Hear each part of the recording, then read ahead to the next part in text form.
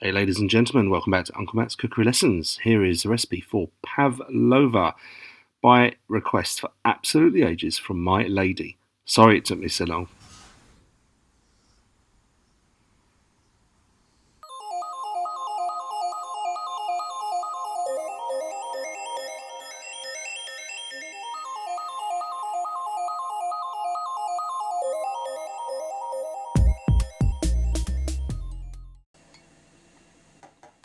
So, first things first, what is pavlova? I think everyone knows this. It's meringue, topped with cream and fruit.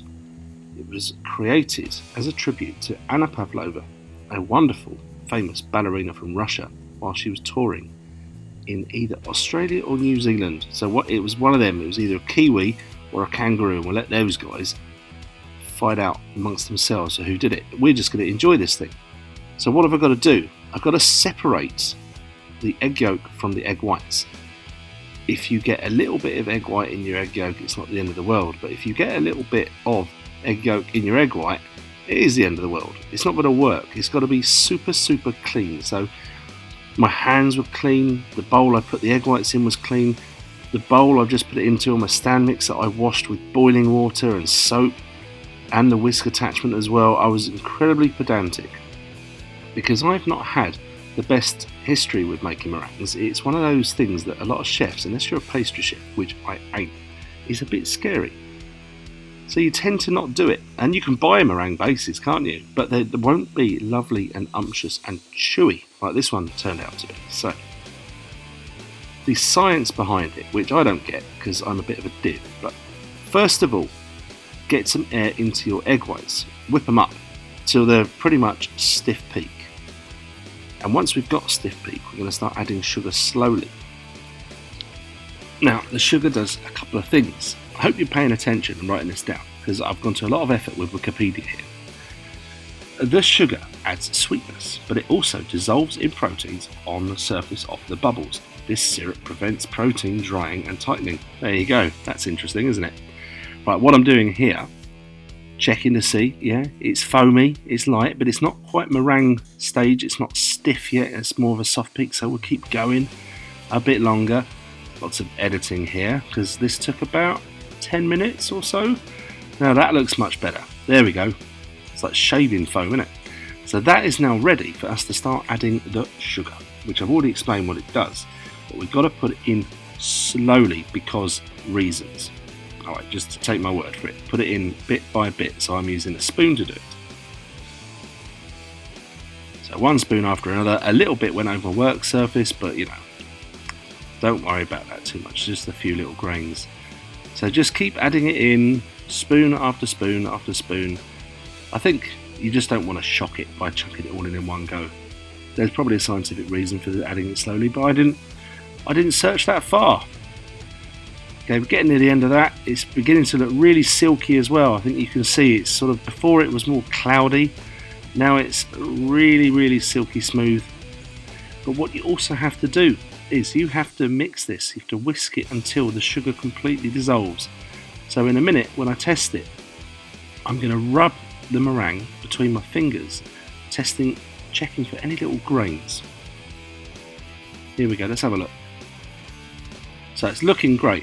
You could probably go with it, but what I'm going to check for the grains is I find a couple and I'm thinking, okay, so what I think those sugar grains will do when you're cooking this thing is they won't be mixed in, they'll melt, and you'll get these little golden bubbles in your meringue, which isn't the end of the world. Makes it look homemade after all. But you know, if we want to do it right, we want to do it right. So on for a bit longer.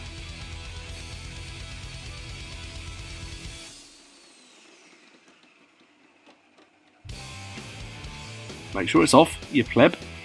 Okay, now smooth and lovely. Okay, ready for the cornflour and the cream of tartar. Okay, the cornflour, right, what it does, it makes it more like mallowy, more chewy texture. If you don't add the cornflour, if you want it to be more crispy, don't. The cream of tartar, here we go, it's an acid that forms from making wine, I know. And what it does, its slow formation of sulfur bonds preserves the stability of the network, and that equals air and water stays put equals smooth, stiff, silky meringue. Okay, now the reason why I put a bit of vanilla in is because it tastes nice. Yum, get it? Here we go. Time for piping. So there's two options I'm going to do here. I'm going to show you two different ways to do it. One sort of fancy poncy way, which actually in the end I don't think looked as nice as the rustic way. So in the future I will definitely be doing it not this way. I'll be taking the easy way, which actually looks better. But I thought I would show you me fumbling around with a piping bag. Finally got some good piping bags. It's worth getting some decent ones like that, decent disposable ones. You get some nozzles, put it in and you just snip away a bit at the bottom so that the nozzle fits nice and tightly and there's no chance of it springing out of the bag as you squeeze the other end. And just make sure we get rid of any pockets of air. And now I want to stabilise the bit of baking parchment, so little dobs of meringue underneath that will hold this in place. That was me getting a message. Sorry about that, very unprofessional. So this is the Poncy way. In France, I think they call this a vacherin, not to be confused with a type of cheese. I sped it up a bit to make it look pretty cool. Fill up any little gaps you found, and then once you've got a nice disc shape, I go up on the edge to create a rim. It's basically like a tart case. A tart case of meringue. And then I thought, yes, let's do that. Let's make some little ornamental little bits on the edge, because that looks nice. And then I ran out, I had to fill my bag quickly. No one noticed in the editing, and I told you anyway. And then you finish that off, and I think that looks really, really nice at this stage. This is t'other method, which is far more easier. And like I said earlier, I think it actually looked nicer in the end. So just dollop it onto a tray. Don't worry about the whole drawing a circle with a bit of pencil on the paper. What's the point of that? You don't want it to look that poncy. And this looks great. How easy was that?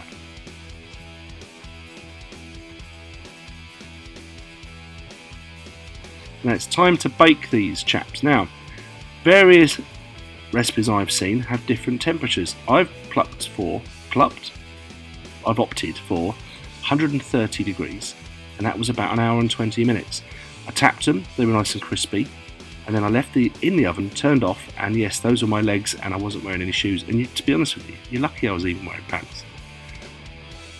Okay, they've now had a further hour to 2 hours in the turned off oven, which helps them just finish off. And they were a little bit tricky to get them off the baking parchment. They were stuck a bit, and I'm thinking to myself, what I should really do is take this off the tray. It's easy to think that now, but at the time I said, okay, yeah, that makes more sense. Let's get it off that tray. And now I can get my lovely oversized palette knife underneath. And you have to take my word for it, the other one was fine. That is me whipping cream. No sugar required in this cream. You've got a ton of sugar in the meringue. You don't need it, alright? And then you plonk it inside the meringue. So that's the one I did all poncy, but you can see by I think the temperature of the oven for that one allowed, because it was a bit lower, I opted for 130 instead of 150, I think it allowed it to sag a little bit. But you know, I think it still looks kind of cool. Plenty of space in there for filling up with lovely whipped cream. And now it's time to prepare some fruit, and then realise that after a couple that, oh yeah, actually the camera is in the wrong angle. So we changed the angle, and there you can see I've already done some, and I'm either cutting them in half or in quarters depending on the size of the strawberry and depending on what on earth I feel like doing. This is one of those dishes that don't even bother trying to make it look too neat and tidy. Just dump the fruit on top, scatter them around any old way you see fit.